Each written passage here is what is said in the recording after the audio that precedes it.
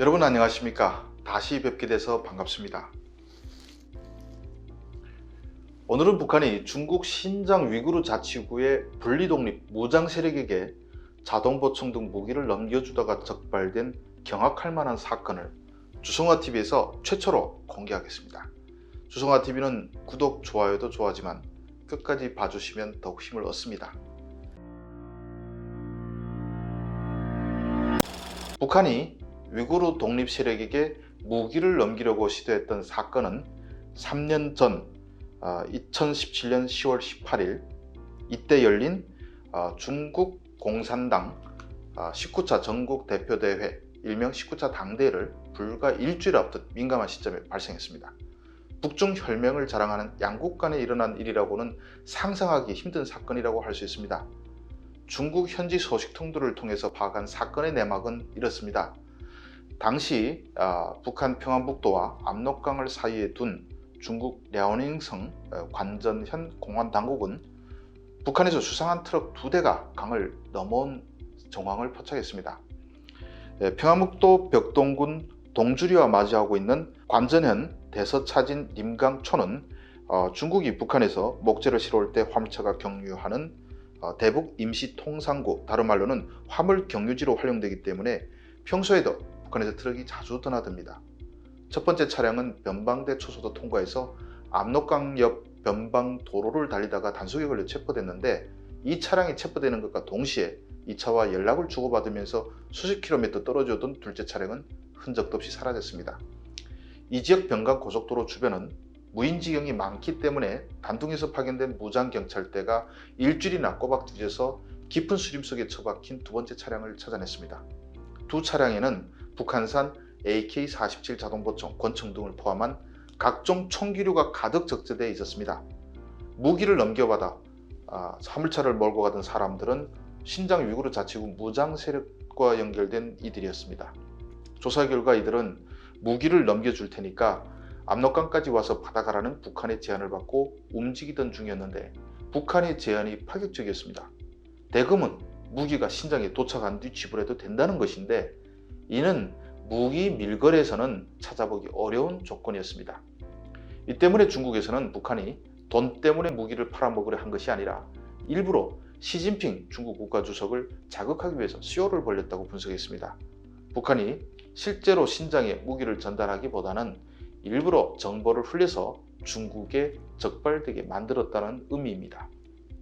북한이 그런 쇼를 펼 동기도 충분했습니다. 사건 전달인 2017년 9월 3일 북한은 6차 핵실험을 감행한 뒤에 대륙간 탄도 로켓 장착용 수소탄 시험을 성공적으로 단행했다고 보도했습니다.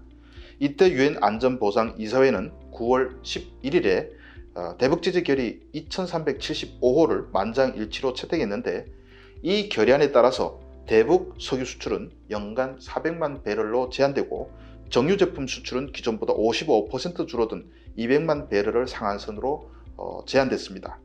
동시에 액화 천연가스의 수출이 전면 금지되고 직물, 의류, 중간 제품 및 완제품 등의 섬유 수출 역시 전면 금지됐습니다. 여기에다가 북한과의 합작 사업 및 유지 운영도 전면 금지됐으며 해외 파견 북한 근로자의 신규 고용도 중단됐는데, 하나하나가 모두 북한으로서는 치명적인 타격이 되는 조치였습니다. 이 결의안은 중국의 협조를 절대적으로 필요했는데, 중국도 자국 19차 당대회를 한 달 앞둔 시점에 북한이 핵실험을 진행한 것에 분노했고, 결의안이 채택되자마자 단둥을 비롯해서 북중 세간에서 유엔 결의안에 해당되는 수출입 물자를 압수 및 차단했습니다. 이번에는 북한이 중국을 대놓고 비난하기 시작했습니다. 북한 중앙통신에서 중국 정부와 언론을 실명을 거론하면서 다른 주권국가의 노선을 공공연히 시비하며 분수 없이 노는 것을 보면 지난 시기 독선과 편협으로 자국 인민들과 국제사회의 신뢰를 어지간히 잃은 것도 당연하다는 생각이 든다고 욕설을 퍼부을 정도였습니다.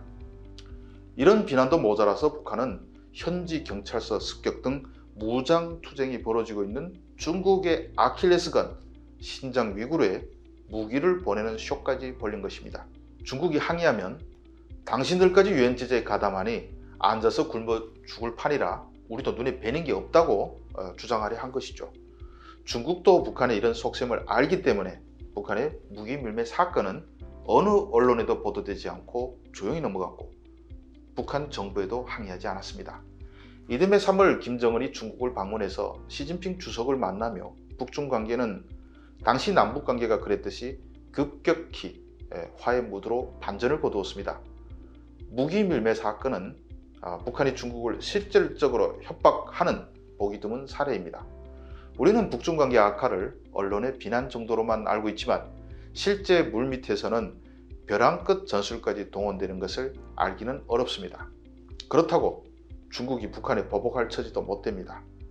이래저래 깡패 이웃을 만나서 피곤한 것은 한국뿐만은 아닌 듯합니다.